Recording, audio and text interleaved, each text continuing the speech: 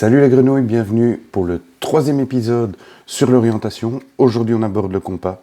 On est bien sûr tuto plongée et on se retrouve juste après le générique.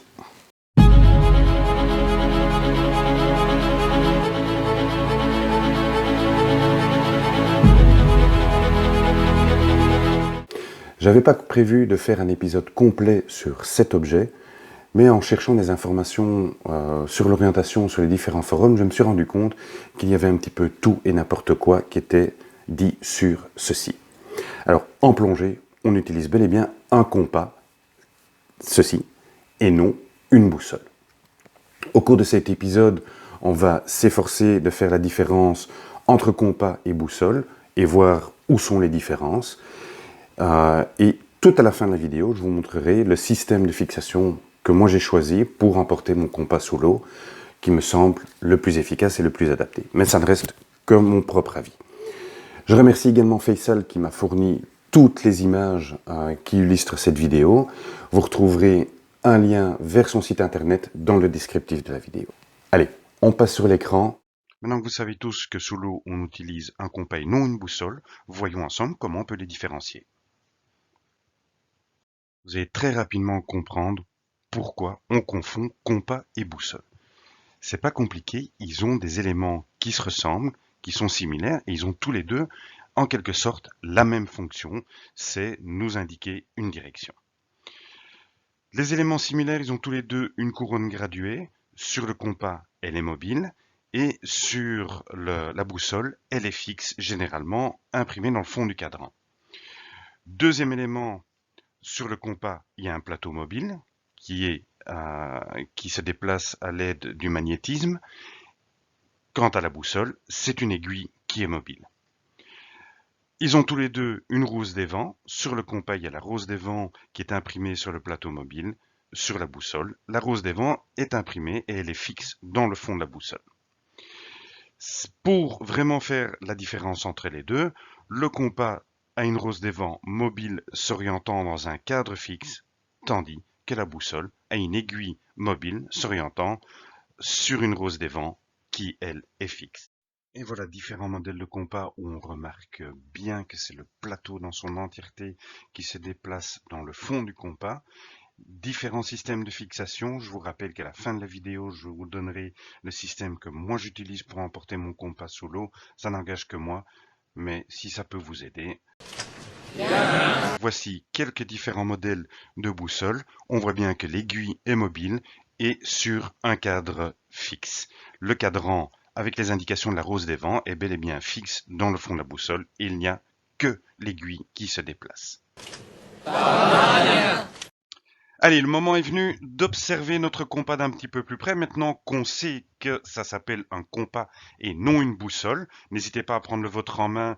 Ça pourra peut-être être plus facile pour vous de l'avoir en main et de voir directement les différents éléments dont on va parler.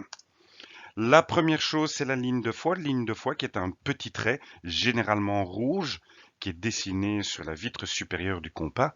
Et ce trait est immobile, il reste bien fixe. Il y a une chose importante quand on se déplace sous l'eau avec une orientation au cap, il faut que cette ligne soit parfaitement dans l'alignement du plongeur. Il y a souvent des erreurs qui sont commises à ce niveau-là parce que on tient mal son compas ou que le compas est mal orienté et cela peut provoquer des erreurs de cap. Le deuxième point, c'est la couronne graduée mobile. On en a déjà parlé. Donc cette couronne est graduée de 0 à 360 et elle s'exprime en degrés. Troisième élément, fenêtre de visée qui doit toujours être orientée face au plongeur quand on l'enfile. N'oublie pas que la petite fenêtre, on doit regarder dedans quand on plonge. Donc on pense à mettre son compas dans le bon sens. C'est pas faux. Dans la fenêtre de visée, il y a des chiffres qui apparaissent. Ces chiffres, ce sont des degrés. Quatrième élément, le plateau rose des vents mobile, on en a déjà parlé. Qu'est-ce qu'on peut voir comme indication? Il y a une grande flèche avec une pointe. Il y a les notions de ouest et ouest et également toute une série de chiffres qui sont sur le pourtour du plateau gradué et qui, eux, s'expriment également en degrés et qui vont de 0 à 360. Autre élément, sur le dessus, sur la couronne graduée, il y a d'un côté un petit trait, de l'autre côté deux petits traits. Ces petits traits, c'est ce qu'on appelle des repères de cap. Alors, cela me permet de mémoriser un cap que j'aurais pris, éventuellement un cap de sortie. Un bateau? Le dernier élément qu'on va observer ensemble, c'est la graduation en degrés. Alors, on lit toujours les degrés par la fenêtre de visée. Je viens de vous parler d'une graduation de 0 à 360 degrés et chaque degré correspond à une direction. Il n'est pas nécessaire de connaître tous les degrés qui correspondent aux différentes directions. Si vous connaissez les principales, cela vous aidera énormément lors d'une orientation sous l'eau. Donc la première direction, c'est le nord, de 0 à 360 degrés, puisqu'on a vu que le pourtour fait 360 degrés, donc parfois il est exprimé en 0, parfois 360. L'est qui correspond à 90 degrés, le sud à 180 degrés et l'ouest à 270 degrés.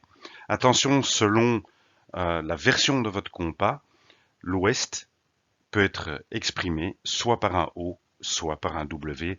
Alors, je vous ai promis que j'allais vous montrer quel était le meilleur système de fixation et quelle était l'astuce que moi j'utilisais pour mon compas. Donc, meilleur système de fixation pour moi, ce sont les élastiques. Les élastiques, c'est beaucoup plus facile et moi je le positionne sur ma main. Ça me permet d'avoir une lecture aisée et de pouvoir lire mes instruments en même temps que mon compas. Donc, après plusieurs années d'expérience, après avoir essayé plusieurs méthodes, je trouve que c'est la méthode la plus facile. Alors maintenant, je vais vous montrer, j'ai une toute petite astuce. Normalement, les boucles d'élastique sont beaucoup plus courtes. Moi, je les ai faites volontairement allongées pour pouvoir passer facilement, sans que ça serre de trop, d'un gant humide à un gant étanche.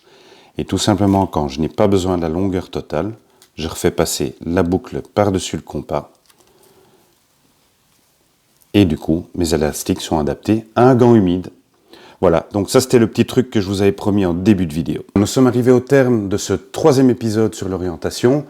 J'espère qu'il vous sera utile lors de vos navigations sous-marines. Et il me semblait important de faire un petit topo sur la différence entre un compas et une boussole. Donc maintenant vous l'oublierez plus jamais, en plongée sous-marine, on utilise un compas et non une boussole. N'oubliez pas de vous abonner si ce n'est pas déjà fait en cliquant sur le petit filigrane dans le bas de l'image. Et on se retrouve très bientôt pour le dernier épisode de cette série sur l'orientation et on parlera de la prise de cap avant de plonger et de la navigation sous-marine en suivant un cap qui a été pris en surface. Voilà, je vous remercie pour votre attention et on se retrouve très bientôt.